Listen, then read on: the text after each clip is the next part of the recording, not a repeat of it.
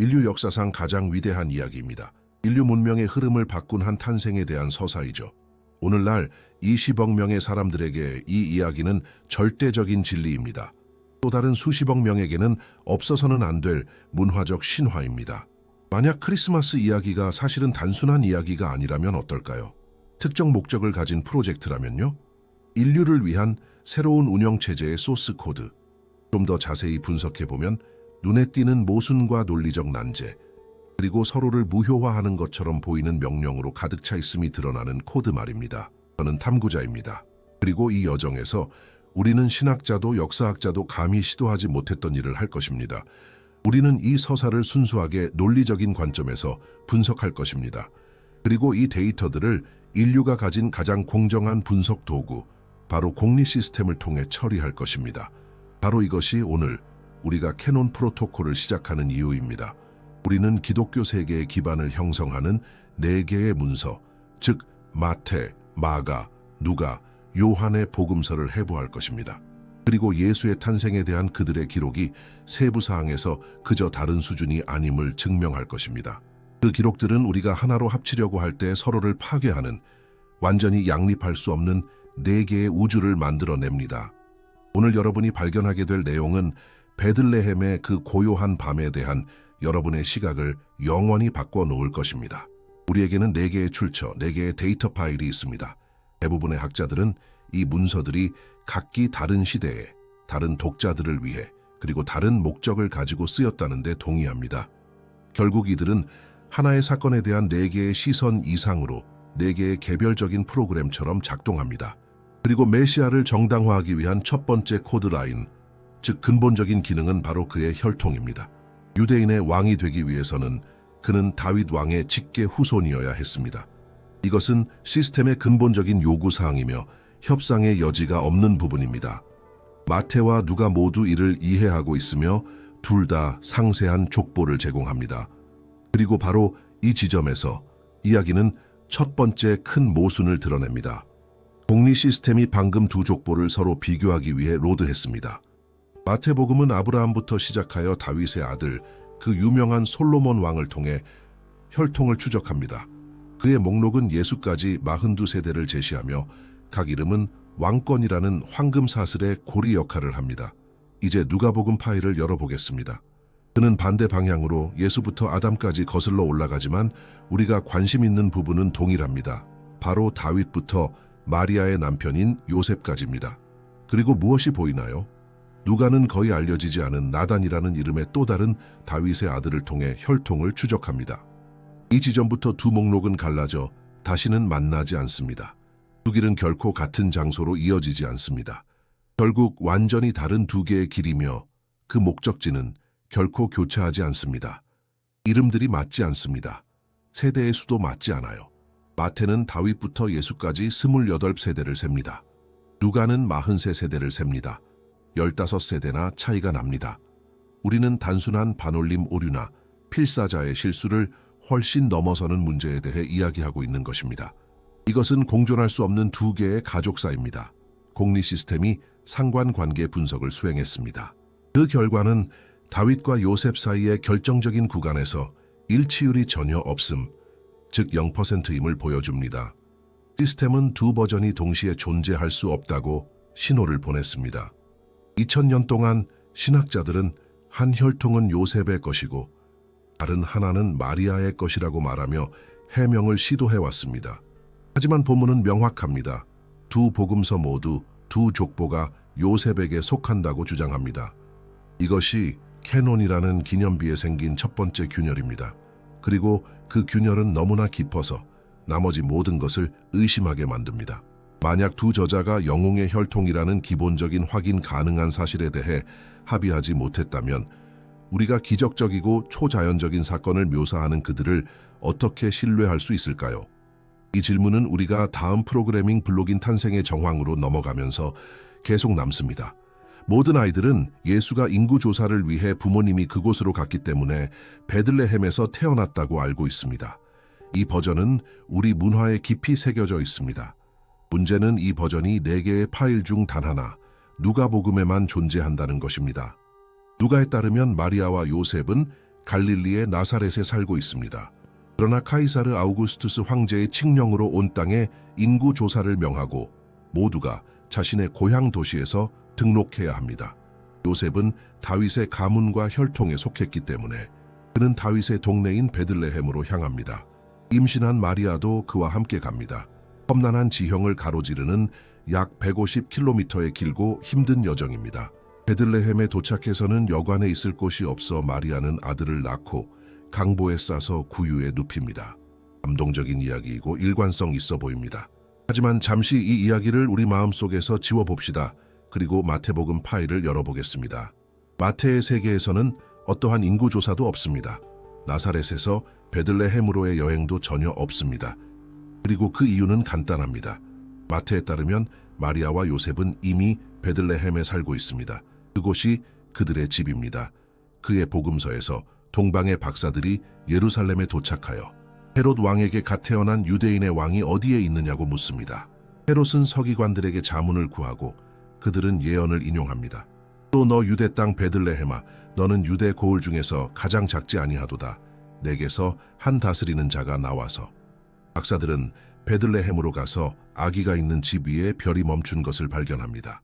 본문이 마구간이나 동굴이 아닌 집을 언급한다는 점은 흥미롭습니다. 그 후 천사가 꿈에 요셉에게 나타나 가족과 함께 도망치라고 경고합니다. 하지만 나사렛으로 돌아가는 것이 아닙니다.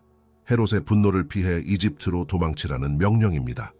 왕이 죽고 몇 년이 지난 후에야 그들은 돌아옵니다.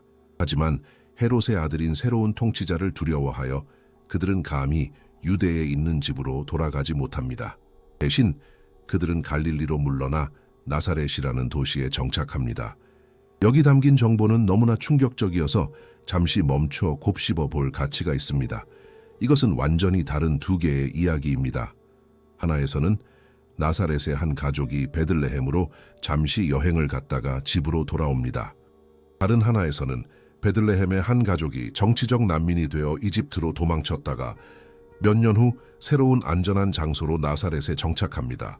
복리 시스템의 시뮬레이션은 결론적입니다. 이 두 사건의 순서는 같은 현실에 존재할 수 없습니다. 하나가 맞거나 다른 하나가 맞거나 아니면 둘 다 예수의 탄생을 베들레헴에 위치시켜 고대의 예언을 성취시키기 위해 만들어진 문학적 허구일 수 있습니다.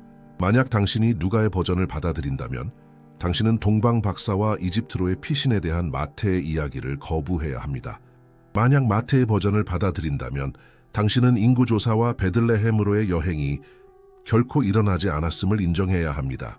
이로써 캐논은 이미 폐허처럼 보이지만 우리의 분석은 이제 막 시작되었습니다. 기념비의 기초는 금이 같지만 사건의 목격자들을 분석할 때 모순은 더욱 깊어집니다. 갓 태어난 메시아를 처음 본 사람들은 누구였을까요? 이 질문에 대한 대답은 코드의 또 다른 결함을 드러낼 뿐만 아니라 프로그래머들의 진정한 목적을 밝혀줍니다. 누가복음 버전에서는 첫 번째 목격자들이 현지의 목자들입니다. 들판에서 양떼를 지키던 가난하고 소박한 사람들입니다. 바로 그들에게 천사가 나타나 좋은 소식을 전하고 이어서 하늘의 군대가 하나님께 영광을 노래합니다. 목자들은 베들레헴으로 달려가 구유의 누인 아기를 발견합니다. 이것은 대중적이고 민주적인 기적의 이미지입니다. 구원의 메시지가 가장 비천한 자들에게 먼저 도달합니다. 특정 청중에게 반향을 일으키도록 계산된 강력한 이데올로기적 코드입니다. 자, 이제 누가복음 파일을 닫고 다시 마태복음 파일을 열어보겠습니다. 그의 서사에서 목자들은 어디에 있을까요? 그들은 존재하지 않습니다. 어떠한 언급도 들판의 천사도 하늘의 합창도 없습니다. 그 자리에 마태는 완전히 다른 인물들을 제시합니다. 바로 동방에서 온 박사들입니다. 그들은 가난한 유대인이 아니라 부유하고 고귀한 이방인들입니다. 현자, 점성술사, 어쩌면 왕이었을지도 모릅니다. 그들은 천사의 말에 이끌린 것이 아니라 우주적인 신호인 별에 이끌렸습니다. 그들은 단순한 경외심이 아니라 값비싼 선물인 황금, 유향, 모략을 가져옵니다. 왕에게 어울리는 예물이죠. 이것은 완전히 다른 장면이며 그 규모와 의미도 다릅니다. 형성되는 이미지는 단지 민중의 메시아가 아니라 그의 탄생이 다른 나라의 현자들에게 주목받고 천체에 의해 인정받는 우주의 왕의 모습입니다. 누가가 단순히 동방 박사들을 잊어버렸거나 마태가 목자들의 이야기를 빠뜨린 것 같지는 않습니다. 복리 시스템은 두 집단의 서사적 기능을 분석했습니다. 결론은 두 집단이 같은 이야기에 존재할 수 없었다는 것입니다. 왜냐하면 각각은 완전히 다른 메시지를 전달하기 위해 창조되었기 때문입니다. 시스템의 의미 분석에 따르면 목자들은 유대인 청중을 위한 표식이며 순수함의 상징이자 역시 목자였던 다윗 왕과의 연결고리입니다. 그들은 메시아가 자신의 백성을 위해 왔음을 나타냅니다. 반면에 동방 박사들은 비유대인 즉 헬레니즘 청중을 위한 표식입니다. 이교도 세계의 지혜가 새로운 진리 앞에 무릎 꿇고 구원이 모든 민족을 위한 것임을 상징합니다. 저자들은 같은 사건을 다른 각도에서 묘사하고 있었던 것이 아닙니다. 그들은 두 개의 다른 신학적 목적을 충족시키기 위해 두 개의 다른 서사를 구축하고 있었습니다. 그리고 캐논의 기초가 이미 완전히 무너진 것처럼 보일 때 우리는 분석의 마지막 지점에 도달합니다. 우리는 나머지 두 파일, 즉 다른 복음서 저자들에게 의지합니다. 그들은 크리스마스에 대해, 베들레헴에 대해, 기적적인 탄생에 대해 무엇이라고 말할까요? 대답은 너무나 간단해서 충격적입니다. 그들은 아무 말도 하지 않습니다. 마가복음은 네 복음서 중 가장 오래되었으며 묘사된 사건들에 가장 가깝게 쓰여진 것으로 간주됩니다. 이것은 우리의 가장 귀중한 자료입니다. 그리고 마가복음은 이미 성인이 된 예수가 요르단 강에서 세례 요한에게 세례를 받는 것으로 시작합니다. 그리고 그게 전부입니다. 그의 탄생에 대한 언급은 한마디도 없고 기적적인 잉태에 대한 암시도 인구조사, 베들레헴, 별, 동방박사 또는 목자에 대한 언급도 없습니다. 마가에게 있어 이야기는 한 성인 남성이 설교를 시작하는 것으로 시작됩니다. 그는 그를 나사렛 예수라고 부릅니다. 베들레헴이 아닙니다. 마가에게 그의 출신은 전혀 중요하지 않습니다. 그렇다면 요한은 어떤가요? 그의 복음서는 가장 늦게 쓰였고 가장 철학적입니다. 하나님과 함께 계셨던 말씀이 육신이 되었다는 웅장한 서문으로 시작합니다. 기적적인 탄생 이야기를 담기에 완벽한 장소처럼 보였습니다. 하지만 아닙니다. 요한 역시 크리스마스 서사 전체를 완전히 무시합니다. 더 나쁜 것은 그의 본문에서 등장인물들은 예수를 끊임없이 요셉의 아들이라고 부르며 나사렛에서 무슨 선한 것이 나올 수 있겠느냐고 의문을 제기합니다. 요한에게도 마가와 마찬가지로 예수는 나사렛 사람입니다. 마태와 누가의 서사에서 초석이 되는 베들레헴과의 연결은 그들에게는 그냥 존재하지 않습니다. 복리 시스템이 방금 우리가 침묵 프로토콜이라고 부르는 것을 처리했습니다.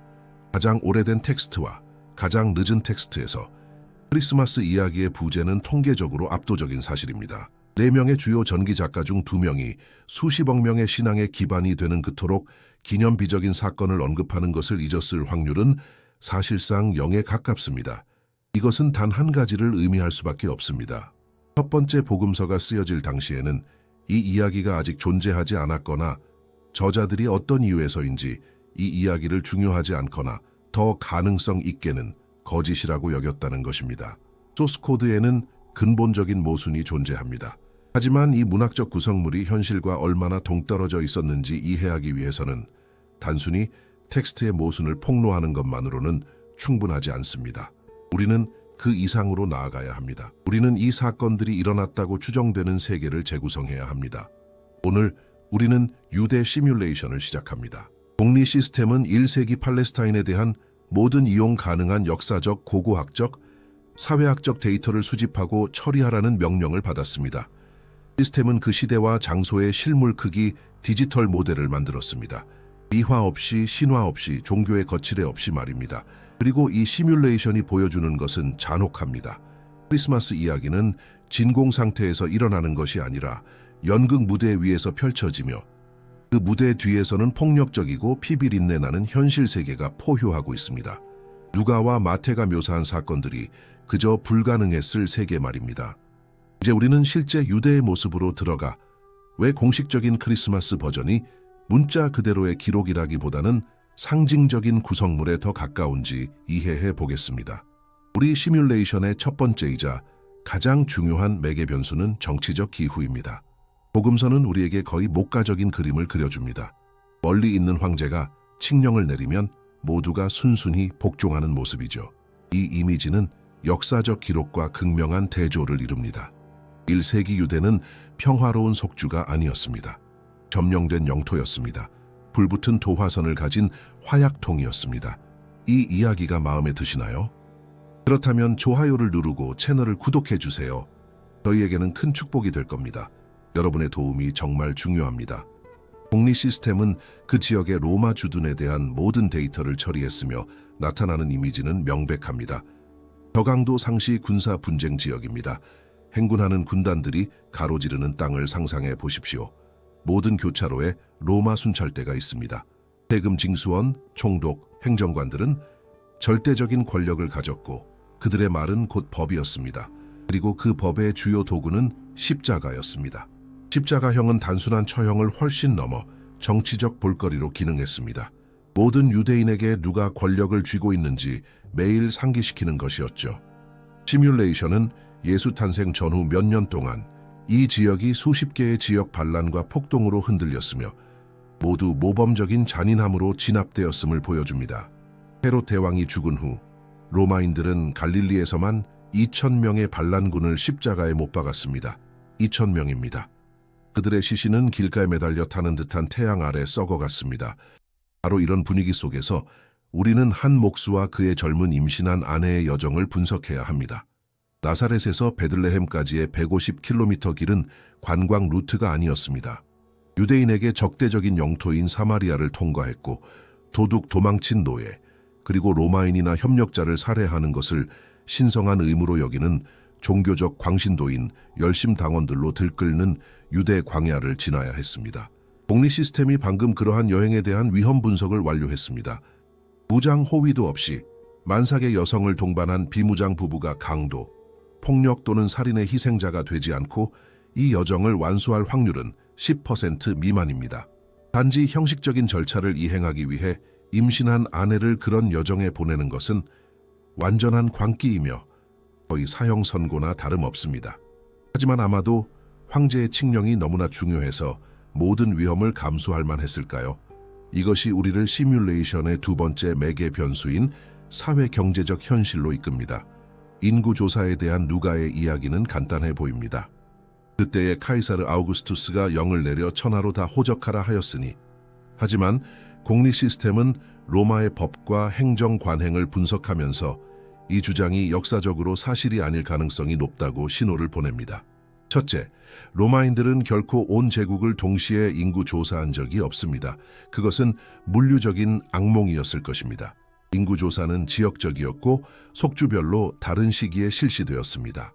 둘째, 그리고 이것이 결정적인 점인데, 로마인들은 과세를 목적으로 인구 조사를 실시하여 재산을 등록하고 인두세를 징수했습니다.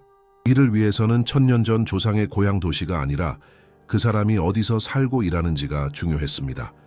각자가 조상의 도시로 가야 한다는 요구는 로마 관료주의의 관점에서 볼 때 완전히 터무니없습니다. 그것은 대규모 이주를 유발하고 경제를 마비시켰을 것이며 세금 징수에 유용한 데이터를 전혀 제공하지 않았을 것입니다. 이 요구는 단 하나의 맥락, 즉 영웅을 올바른 예언의 도시로 인위적으로 이동시키려는 유대 신학의 맥락에서만 의미가 있습니다. 요셉과 같은 1세기의 장인에게 그 명령은 재정적 재앙을 의미했을 것입니다. 몇 주, 어쩌면 몇 달 동안 자신의 집 작업장 고객들을 버려야 합니다. 아내와 미래의 아들의 목숨을 걸고 위험한 여행에 모든 저축을 쏟아부어 한 번도 가본 적 없는 도시에 등록하기 위해서요? 공리 시스템의 경제 모델 시뮬레이션은 단호합니다. 그것은 완전한 파산을 의미했을 것입니다. 그것은 빚더미로 가는 편도 티켓이었을 것입니다. 제정신인 사람이라면 아무도 그렇게 하지 않았을 것입니다. 하지만 아마도 우리 시뮬레이션의 가장 중요한 매개 변수는 그 시대 유대인들의 종교적 의식일 것입니다. 유대 사회는 분열되어 있었지만 모두가 한 가지 점에서는 당열했습니다. 바로 메시아의 도래에 대한 열광적이고 열정적인 기대감입니다. 그리고 바로 여기서 정경 이야기는 완전히 붕괴됩니다. 공리 시스템은 사회 문서부터 유대 역사가들의 저술에 이르기까지 그 시기의 수백 개의 텍스트를 분석했습니다. 기대되던 메시아의 모습은 절대적으로 명확했습니다. 사람들은 어둠 속에서 태어난 비천한 아기를 기대하지 않았습니다. 그들은 전사 메시아, 즉 왕을 갈망했습니다. 불과 칼로 로마 군단을 몰아내고 이스라엘 왕국을 회복할 새로운 다윗을 말입니다. 이제 복음서 저자들이 이 들뜬 분위기 속에서 일어났다고 묘사하는 것을 상상해 보십시오. 전례 없는 별이 하늘에 나타납니다. 고귀한 이방인들이 수도에 도착하여 로마의 꼭두각시 왕에게 진짜 갓 태어난 왕이 어디 있느냐고 묻습니다. 천사들이 하늘에서 구세주를 알리며 노래합니다. 공리 시스템의 정보 확산 분석에 따르면 그러한 사건들의 소식은 유대 전역의 산불처럼 퍼졌을 것입니다. 그것은 무장 봉기를 촉구하는 신호였을 것입니다. 신호를 간절히 바라던 수천 명의 사람들이 그들의 해방자 왕을 보기 위해 베들레헴으로 달려갔을 것입니다. 이것은 대규모 봉기를 유발했을 것이고 헤롯과 로마인들은 이를 피로 진압했을 것입니다. 하지만 이야기에서 우리는 무엇을 보나요? 귀가 먹먹할 정도의 침묵입니다. 몇몇 목자들과 이방인들을 제외하고는 아무도 인류 역사상 가장 위대한 사건을 알아차리지 못한 것 같습니다. 이것은 단지 가능성이 낮은 것이 아닙니다. 불가능합니다. 이 침묵에 대한 유일한 설명은 이 사건들이 그냥 일어나지 않았다는 것입니다.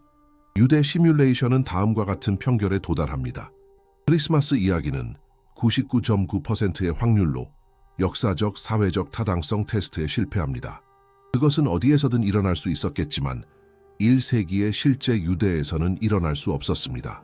연극 무대가 무너지고 커튼 뒤에 혹독한 현실이 드러났습니다. 유대 시뮬레이션은 현실 세계가 유순한 크리스마스 이야기에 완전히 적대적이었음을 증명했습니다. 하지만 이 서사의 창조자들은 뛰어났습니다. 그들은 이 비판을 예측했습니다. 이야기의 중심부에 그들은 모든 논리적 공격으로부터 전체 구조를 보호하도록 설계된 뚫을 수 없는 벽, 즉 방화벽을 세웠습니다. 이 방화벽은 기적입니다. 정의상, 물리와 역사의 법칙을 벗어나 작동하는 초자연적인 사건입니다. 우리는 신앙의 초석, 즉 처녀 잉태로 알려진 생물학적 특이점에 대해 이야기하고 있습니다. 그 이면의 메시지는 다음과 같은 것 같습니다. 분석하려 하지 마라. 인간의 논리를 적용하지 마라. 그것은 신비이며 신의 개입 행위이다. 하지만 우리 작업에서는 신앙에 기반한 어떤 것도 받아들이지 않습니다. 우리에게 어떤 주장이든 검증이 필요한 데이터일 뿐입니다. 오늘 우리는 변칙 프로토콜을 시작합니다. 우리는 공리 시스템의 모든 계산 능력을 이 중심 교리에 집중할 것입니다. 우리는 생물학적, 언어학적, 신화학적 세 가지 다른 각도에서 그것을 원자 단위로 분해할 것입니다. 그리고 이 가장 위대한 기적이 실제로는 단 하나의 단어의 잘못된 번역과 고대 선전 도구의 사용 위에 세워진 가장 위대한 조작임을 증명할 것입니다. 분석의 첫 번째 수준은 가장 명백한 것입니다. 바로 생물학적 분석입니다. 공리 시스템은 호모 사피엔스 종에서 처녀 생식, 즉 처녀 번식의 확률을 평가했습니다. 시스템의 응답은 즉각적이고 단호했습니다. 확률은 0입니다. 1조분의 1이 아닙니다. 수학적으로 절대적인 0입니다. 인간의 번식은 두 유전자 세트의 융합을 필요로 합니다. 이에 반하는 어떠한 주장도 우리가 아는 모든 생물학의 법칙을 위반합니다. 물론 신앙의 옹호자들은 바로 그 지점에 기적이 존재한다고 말할 것입니다. 우리는 그 주장을 받아들입니다. 하지만 이것은 우리에게 훨씬 더 불편한 질문을 던지게 합니다. 마태와 누가라는 후대 텍스트 자체의 주장을 제외하고 이 독특한 사건에 대한 믿음은 무엇에 근거하고 있는가? 바로 여기서 우리는 두 번째 분석 수준인 언어학으로 넘어가 전체 구조의 진원지를 발견합니다. 모든 것은 이사야서 7장 14절의 예언에 근거합니다. 마태의 저자가 예수의 처녀 탄생이 사건 발생 700년 전에 예언되었다고 증명하기 위해 참조하는 구절이 바로 이것입니다. 그러므로 주께서 친히 징조를 너희에게 주실 것이라. 보라, 처녀가 잉태하여 아들을 낳을 것이요 그의 이름을 임마누엘이라 하리라. 반박할 수 없는 증거처럼 보입니다. 하지만 그렇게 보일 뿐, 왜냐하면 우리는 역사상 가장 큰 영향을 미친 오역 중 하나를 다루고 있기 때문입니다. 우리는 고대 히브리어로 된 이사야서 원문을 공리 시스템에 로드하고 핵심 단어의 의미 분석을 명령했습니다. 히브리어 원문에서 처녀로 번역된 단어는 알마입니다. 그리고 알마의 의미는 그저 젊은 여성일 뿐입니다. 결혼 정년기의 젊은 여성을 의미할 뿐입니다. 이 단어는 그녀의 성적 경험에 대해 아무것도 말하지 않습니다. 그것은 생리학적 상태가 아닌 사회적 지위를 묘사합니다. 고대 히브리어에는 생물학적 의미의 처녀를 지칭하는 완전히 다른 특정 단어가 있습니다. 바로 베툴라라는 단어입니다. 만약 이사야 선지자가 메시아가 처녀에게서 태어날 것이라고 말하고 싶었다면 그는 의심할 여지 없이 베툴라라는 단어를 사용했을 것입니다. 하지만 그는 그렇게 하지 않았습니다. 그렇다면 어떻게 젊은 여성이 처녀로 변했을까요? 이 변칙은 기원전 2세기경 알렉산드리아의 유대 학자들이 히브리어 성경을 그리스어로 번역하여 70인역으로 알려진 버전을 만들 때 발생했습니다. 바로 이 번역가들이 알마라는 단어를 마주하고 그것을 그리스어 단어 파르테노스로 번역하기로 결정했습니다. 편리한 선택이었습니다. 왜냐하면 파르테노스는 애매했기 때문입니다. 아가씨를 의미할 수도 있고 처녀를 의미할 수도 있었습니다. 그것은 의미론적 시한폭탄이었습니다. 그리고 이 폭탄은 150년 후에 터졌습니다. 그리스어를 사용하는 청중을 위해 그리스어로 글을 썼던 마태복음의 저자는 히브리어 원문을 가지고 작업하지 않았습니다. 그는 70인역을 읽고 파르테노스라는 단어를 보고 그것을 가장 급진적이고 기적적인 의미로 해석하기로 결정했습니다. 그는 실수를 한 것이 아닙니다. 그는 번역의 애매함을 이용하여 기적을 창조하는 의식적인 이데올로기적 선택을 한 것입니다. 처녀 잉태에 대한 모든 예언적 근거는 무너집니다. 그것은 고대 예언이라는 반석 위에 세워진 것이 아니라 언어적 부정확성과 신학적 선택이라는 기반 위에 세워져 있습니다. 하지만 저자들은 왜 이 기적이 그토록 필요했을까요? 그 해답은 우리의 세 번째 분석 수준인 비교 신화학에서 나옵니다. 공리 시스템은 유사한 줄거리를 찾기 위해 전 세계 종교 및 신화 텍스트 데이터베이스를 스캔했습니다. 그 결과는 인상적입니다. 기적적인 탄생 이야기는 독특한 사건이 아닙니다. 그것은 고대 세계에서 가장 흔한 원형 중 하나입니다. 어떤 뛰어난 인물의 탄생을 표시하는 표준적인 품질 보증 마크였습니다. 이집트 신 호루스는 그의 어머니 이시스가 처녀일 때 잉태되었습니다. 초기 기독교의 큰 경쟁자였던 페르시아 신 미트라는 처녀에게서 태어났습니다. 그리스 신화의 페르스스는 처녀 다네에게서 태어났습니다. 로마의 건국자인 로물루스와 레무스는 베스타 처녀 레아 실비아에게서 태어났습니다. 심지어 실제 역사적 인물들도 그러한 전설에 휩싸였습니다. 알렉산더 대왕의 진짜 아버지는 즈스였다고 합니다. 아우구스투스 황제의 어머니는 그가 아폴론 신에 의해 잉태되었다고 주장했습니다. 공리 시스템은 여기서 신성한 정당화 메커니즘이라고 부를 수 있는 명확한 패턴을 식별합니다. 황제들이 스스로를 신이라고 선언하던 세상에서 한 목수와 그의 아내의 평범한 탄생 이야기는 무게가 없었을 것입니다. 사상의 시장에서 경쟁하기 위해 새로운 메시아는 그에 걸맞은 출신이 필요했습니다. 처녀 탄생 이야기는 생물학적 보고서라기보다는 이교도 세계가 이해하는 언어로 우리 영웅은 너희 영웅보다 못하지 않다. 그의 아버지는 나사렛 요셉이 아니라 바로 하나님 자신이다라고 말하는 강력한 정치적, 신학적 마케팅 선언으로 드러납니다. 방화벽이 뚫렸습니다. 이야기를 보호해야 했던 기적이 실제로는 가장 약한 고리임이 드러났습니다. 캐논의 초자연적이고 상징적인 기반이 무너졌습니다. 하지만 마지막 기둥 하나가 남아 있습니다. 신화가 아닌 단단한 역사적 화관감으로 만들어진 것처럼 보이는 기둥입니다. 그것은 복음서 저자 누가의 주장입니다. 구체적이고 관료적이며 이론적으로 검증 가능한 선언입니다. 바로 아우구스투스 황제의 칙령과 시리아 총독 퀴리니우스가 실시한 인구조사입니다. 이것은 역사책의 사실처럼 들립니다. 기적도 예언도 아닌 제국 행정의 일상입니다. 바로 이 사실이 전체 서사의 신뢰성에 외관을 부여합니다. 전체 그림이 걸려있는 못입니다. 오늘 우리는 이 못을 공리 시스템의 전자 현미경 아래에 놓을 것입니다. 우리는 인구조사 벡터를 시작합니다. 우리는 로마의 연대기, 집정관 목록, 당시 독립적인 역사가들의 저작 속으로 깊이 들어갈 것입니다. 그리고 이 지점을 상세하게 분석할 것입니다. 우리는 누가 묘사한 인구조사가 단지 부정확한 것이 아니라 전체 공식 버전을 내부에서부터 뒤흔드는 연대기적 불일치임을 수학적 정밀함으로 증명할 것입니다. 그의 서사를 불가능하게 만드는 역사적 시대착오 말입니다. 분석을 위한 우리의 소스 코드 핵심 구절을 다시 읽어보겠습니다. 누가복음 2장입니다. 그때에 카이사르 아우구스투스가 영을 내려 이 첫 호적은 퀴리니우스가 시리아 총독이 되었을 때에 한 것이라. 여기에는 두 개의 기본적인 데이터 마커가 있습니다. 마찬가지로 중요한 세 번째 마커는 마태복음에서 나옵니다. 예수의 탄생은 헤롯 대왕의 생존 기간 동안 일어났다는 것입니다. 우리는 세 가지 조건이 동시에 참이어야 합니다. 헤롯이 아직 살아있고 퀴리니우스가 시리아를 다스리며 인구 조사를 실시하고 있다는 것입니다. 이제 신학은 끄고 연대학을 켜봅시다. 공리 시스템이 방금 이 세 역사적 인물의 통치에 대한 모든 이용 가능한 데이터를 처리했습니다. 헤롯 왕부터 시작합시다. 플라비우스 요세푸스의 저술을 포함한 수많은 자료에 근거한 역사 과학은 헤롯 대왕의 사망을 기원전 4년으로 기록합니다. 이것은 어떤 진지한 역사가도 이의를 제기하지 않는 확립된 사실입니다. 따라서 마태를 믿으려면 예수는 기원전 4년 이전에 태어났어야 합니다. 이 날짜를 기억해 두십시오. 이제 푸블리우스 술피키우스 퀴리니우스로 넘어갑시다. 그는 실존했던 역사적 인물로 저명한 로마 원로원 의원이자 군 지휘관이었습니다. 그의 경력은 잘 기록되어 있습니다. 그리고 바로 여기서 우리는 첫 번째 충격을 마주합니다.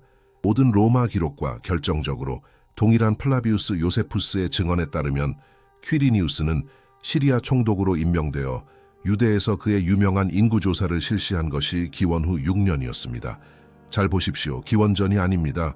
기원 후였습니다. 잠시 멈춰 이 재앙의 규모를 곱씹어 봅시다. 공리 시스템이 2시간선을 겹치고 있습니다. 헤롯의 사망 기원전 4년, 퀴리니우스의 인구조사 기원 후 6년, 이 두 사건 사이에는 10년이라는 깊은 간극이 존재합니다. 무려 10년입니다. 퀴리니우스가 인구조사를 실시하기 위해 시리아에 도착했을 때 헤롯은 이미 죽은 지 10년이 지났습니다.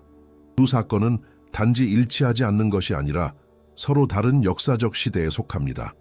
이들의 동시 발생 확률은 0입니다.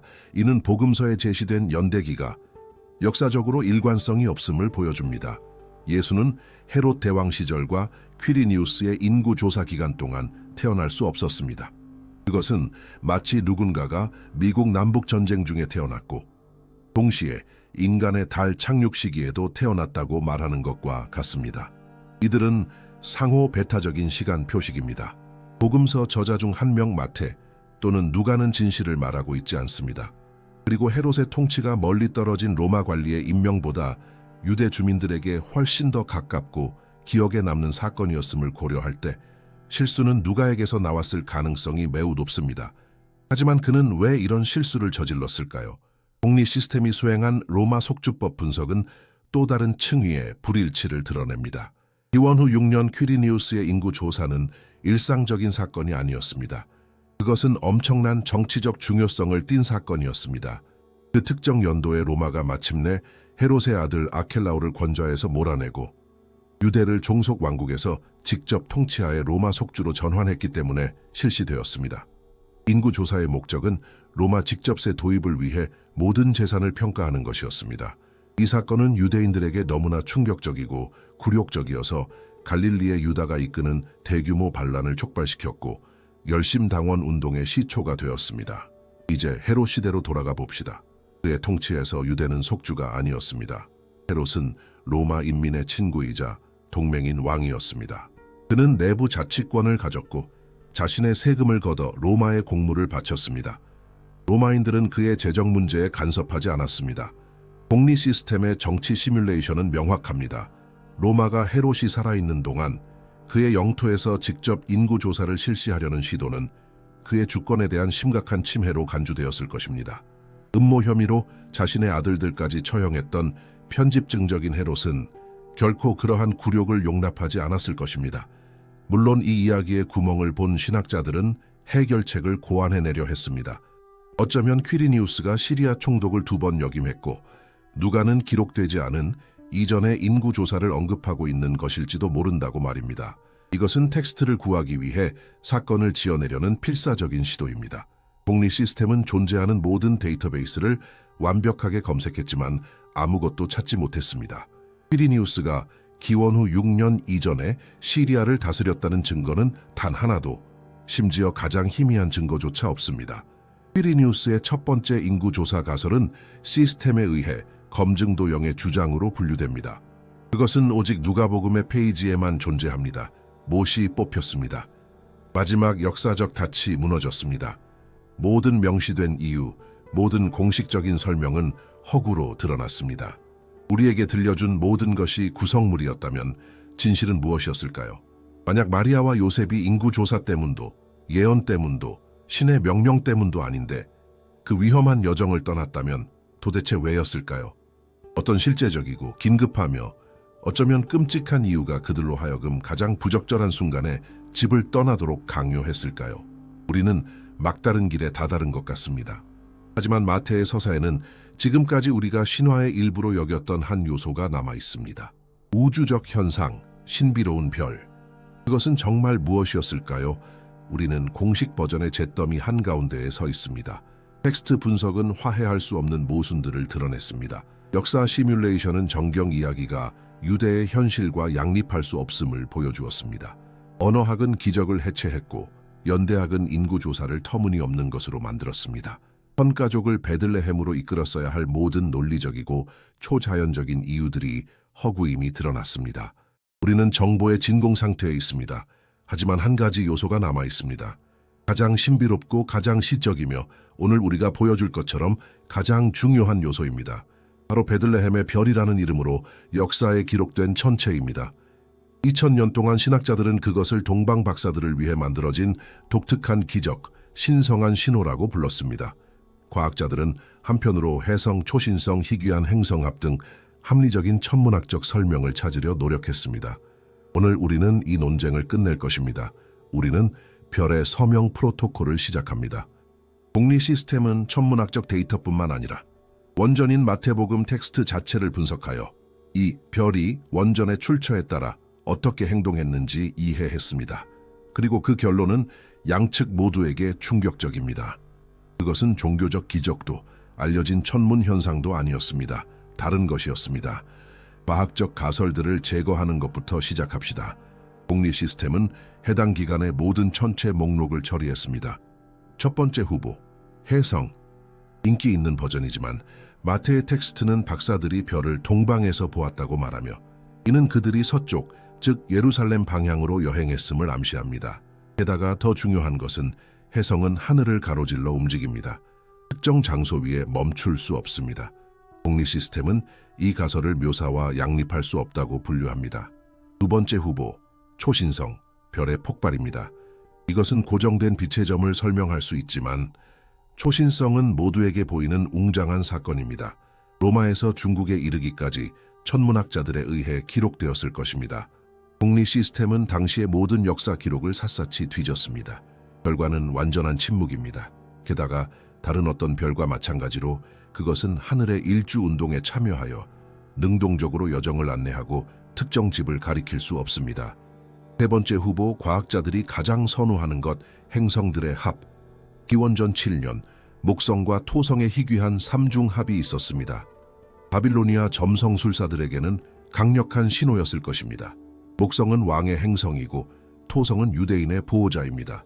새로운 왕의 탄생을 알리는 합입니다. 설득력 있게 들리지만 텍스트의 세부 사항이 다시 한번 이 이론을 망칩니다. 행성들의 합이 어떻게 그들 앞에서 갈 수 있었을까요? 그리고 어떻게 그것이 집 위에 멈췄을까요? 행성들은 엄격하고 예측 가능한 경로를 따릅니다. 건물을 가리키기 위해 궤도를 바꾸지 않습니다. 공리 시스템의 분석은 결론적입니다. 알려진 어떤 천체 현상도 마태가 묘사한 별처럼 행동하지 않습니다. 그것은 나타났다가 사라졌습니다. 여행자들을 이끌었습니다. 지상 목표물 위에 정밀한 위치 지정을 수행했습니다. 이것은 천체에 대한 묘사가 아닙니다. 유도되는 물체에 대한 묘사입니다. 보고서처럼 읽히는 마태의 텍스트는 빛을 내며 지능적으로 제어되는 비행 물체에 해당하는 궤적을 묘사합니다. 만약 별이 천문 현상이 아니라 항법 시스템이었다면 그 조종사들은 누구였을까요? 이것이 우리를 동방 박사들에게로 이끕니다. 우리 문화는 그들을 3명의 동방 박사 왕으로 만들었습니다. 하지만 이것은 후대의 민속입니다. 원문 텍스트는 이름, 수 또는 왕족에 대해 언급하지 않습니다. 단지 하나의 그리스어 단어, 마고이를 사용합니다. 마법사들. 오늘 우리는 마고이 표식 프로토콜을 시작합니다. 그들은 누구였을까요? 마고이라는 단어는 페르시아의 사제 계급, 즉 로마의 주요 지정학적 경쟁자였던 파르티아 제국의 종교적, 지적 심장부의 구성원들을 지칭하는 말이었습니다. 그들은 떠돌이 점성술사들이 아니었습니다. 그들은 엘리트 중의 엘리트였습니다.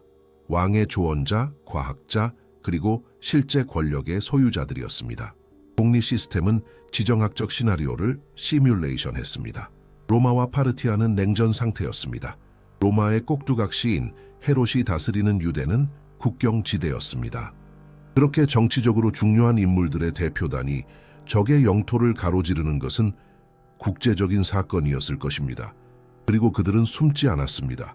그들은 수도인 예루살렘, 헤롯의 궁전으로 직행했습니다. 그리고 거기서 상상할 수 있는 가장 폭발적인 질문을 던졌습니다. 갓 태어난 유대인의 왕은 어디에 있습니까? 이것은 질문이 아닙니다. 정치적 전쟁 행위입니다. 로마가 임명한 왕 앞에서 그들은 대안적인 왕, 진정한 왕을 찾고 있다고 공개적으로 선언합니다.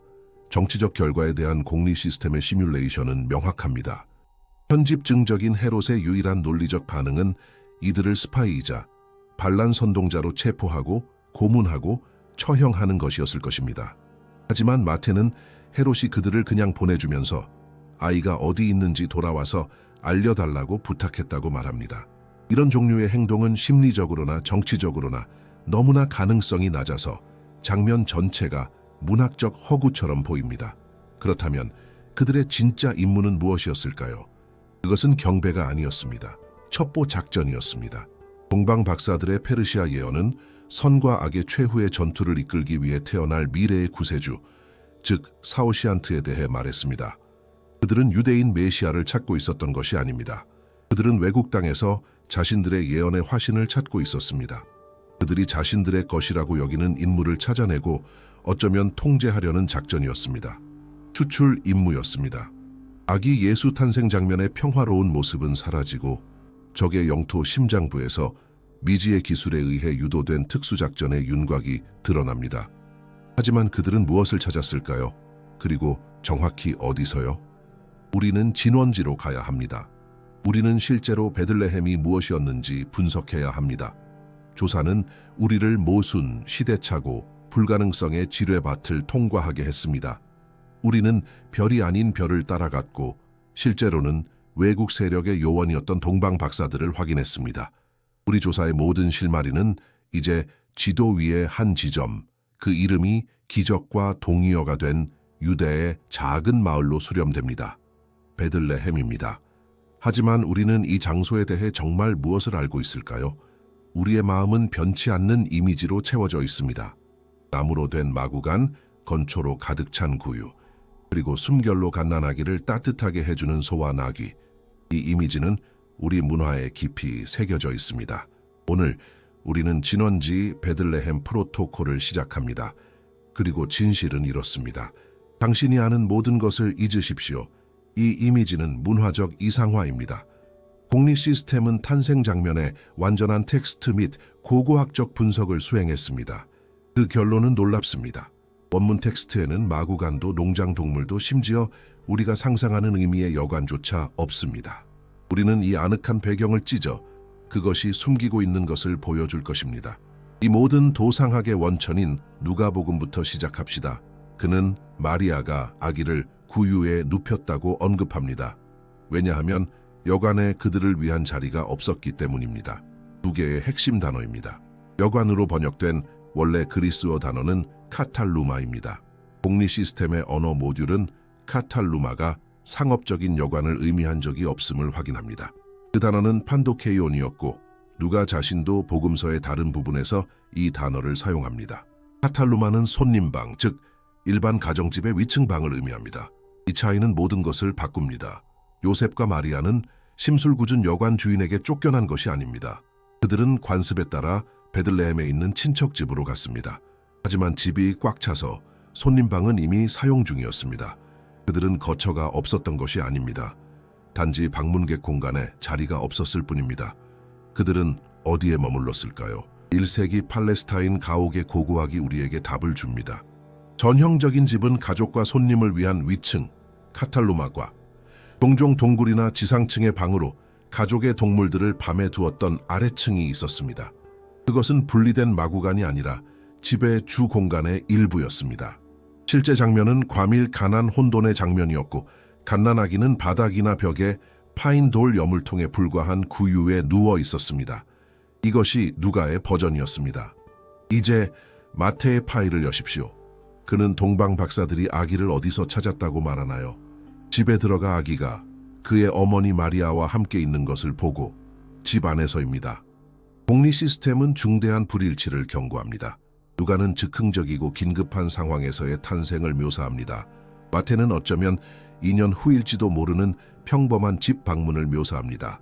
두 장면은 양립할 수 없습니다.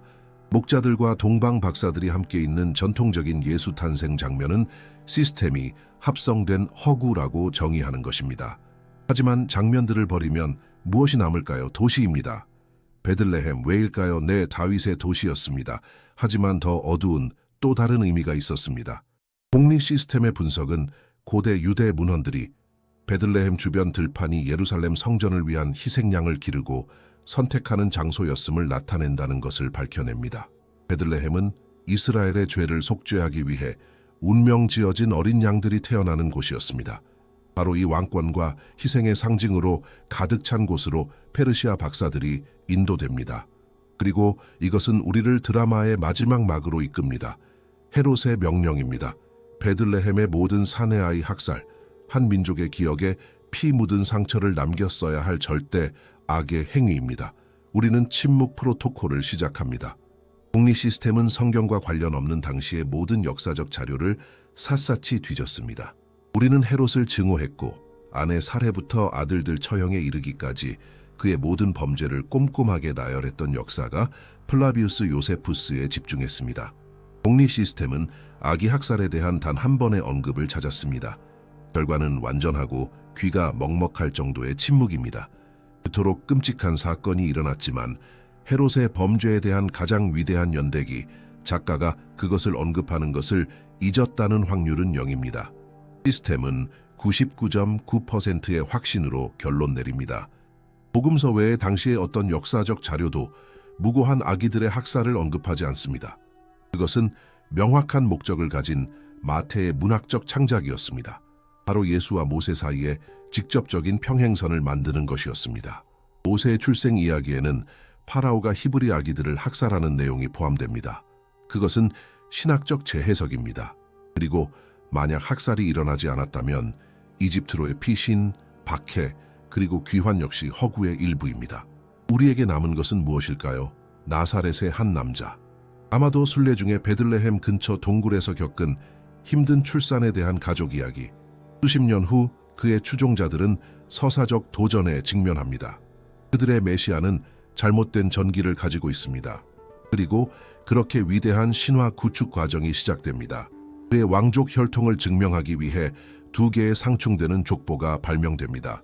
그를 베들레헴에 위치시키기 위해 누가는 시대착오적인 인구 조사를 발명하고 마태는 허구의 탈출을 요구하는 원래의 거주지를 발명합니다. 그의 신성을 증명하기 위해 처녀 탄생이라는 상투적인 표현이 삽입됩니다. 그의 보편적 호소력을 보여주기 위해 누가는 유대인 목자들을, 마태는 이교도 박사들을 추가합니다. 단순하고 꾸밈없는 인간의 이야기는 웅장한 신화의 겹겹아래 묻혔습니다. 하지만 왜 그랬을까요? 최종 목표는 무엇이었을까요? 우리는 그때 크리스마스 이야기가 사건의 보고서라기보다는 완벽하게 설계된 이데올로기적 캡슐에 가깝다는 것을 깨닫습니다. 문명을 변혁시키려는 목적을 가진 문화적 코드입니다. 그 모듈들은 천재적입니다. 보편성, 목자들과 박사들, 가난한 자와 부자, 유대인과 이방인, 메시지는 모두를 위한 것입니다. 가치 전복, 왕이 구유에서 태어나고 힘은 약함에 있습니다. 로마의 힘과 지위 숭배에 대한 직접적인 공격입니다. 신성의 개인화, 신은 국가 사원에 있는 것이 아니라 한 가족 안에 있습니다. 신앙은 친밀한 것이 됩니다. 결국 우리가 발견한 것에는 두 가지 측면이 있습니다. 크리스마스 이야기는 그 세부 사항에 있어서는 구성물입니다. 하지만 이 구성물은 인류 역사상 가장 강력한 사회적, 영적 공학 도구가 되었습니다. 그것은 목소리 없는 자들에게 목소리를 주었고 우리가 여전히 살고 있는 새로운 도덕적 우주를 창조했습니다.